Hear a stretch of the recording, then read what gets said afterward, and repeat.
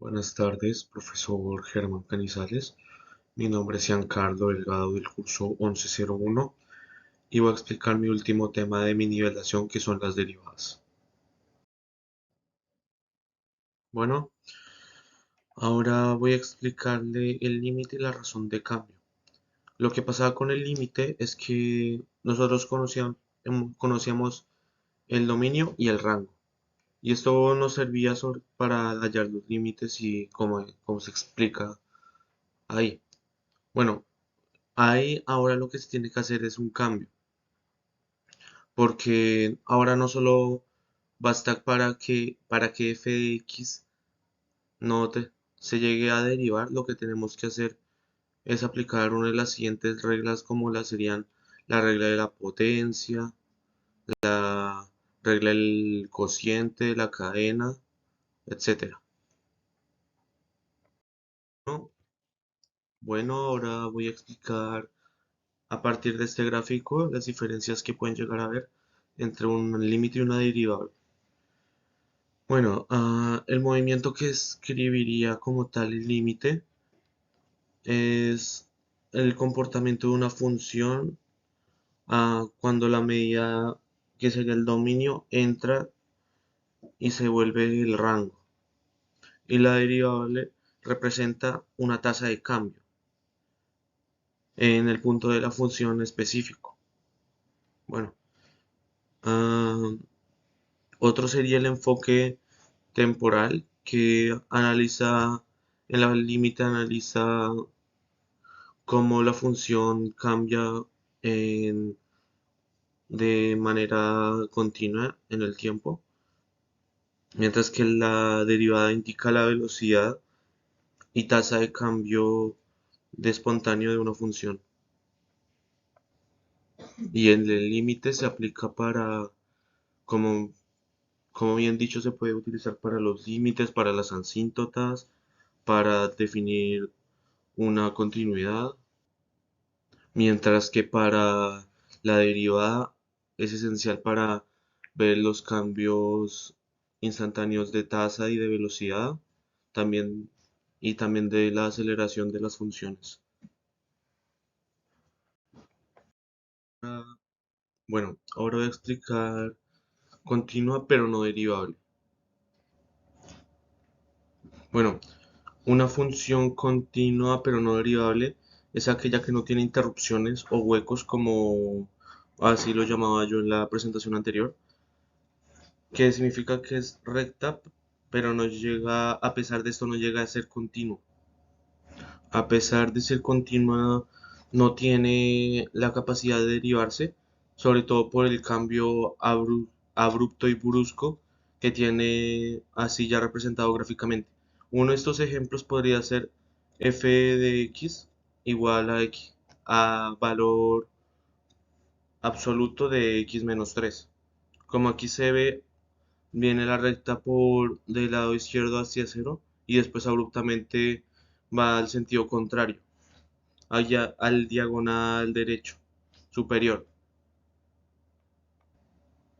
Bueno, y siempre que hayan como tal estas esquinas así afiladas, por alguna manera, en las funciones, esta no va a poderse derivar, solo se va a poder derivar funciones que puedan llegar a ser curvas, pendientes, etcétera.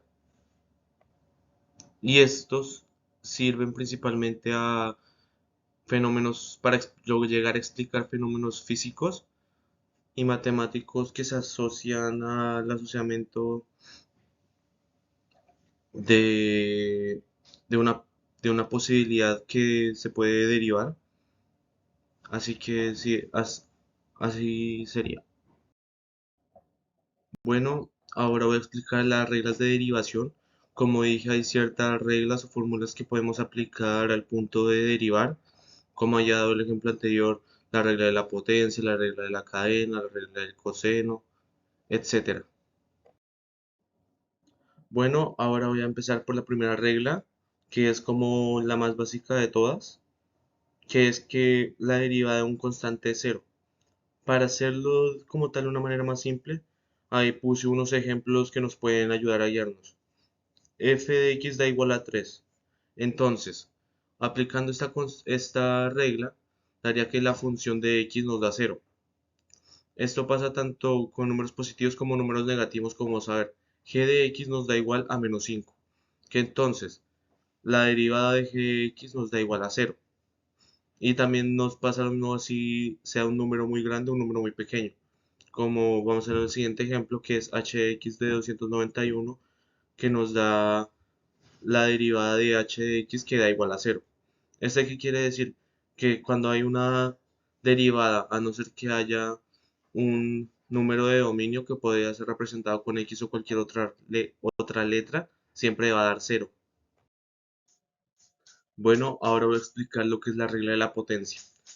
La regla de la potencia se basa que cuando un dominio está elevado a un número, este número baja, lo multiplica y la potencia se resta por uno.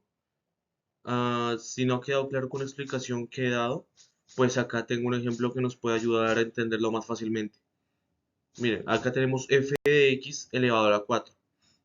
Aplicando la regla que acabo de explicar, el 4 multiplicaría x y la potenciación de 4 se le restaría 1, dando como resultado 4x elevado a la 3. Bueno, acabo de explicar la regla de suma y restas en las derivadas, que básicamente es cuando hay dos funciones que se pueden derivar, primero se derivan antes de sumarlas.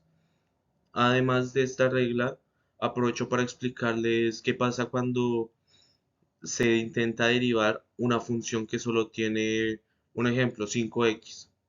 Esta da como resultado simplemente el 5 y ya así se aplicaría otra de las reglas. Y bueno, para dar el ejemplo de la actual que sería la regla entre la suma y la resta, vamos a poner el siguiente ejemplo. F de x da igual a 3x2 más 5x. Primero la derivamos las dos individualmente. 3x2 nos daría 6x porque el 2 pasaría a multiplicar. Y 5x, como había explicado anteriormente, nos da solo 5 porque cuando se deriva una función que no está potenciada, solo queda el número que está anterior a esta. Así que al ser 5x solo queda como 5. Entonces, ya estando en función daría función de x más 5.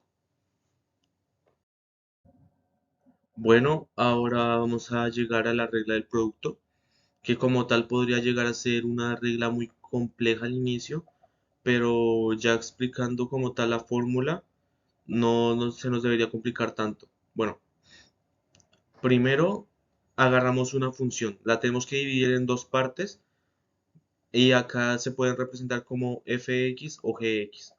Bueno, para empezar, tenemos que sacarle la factorización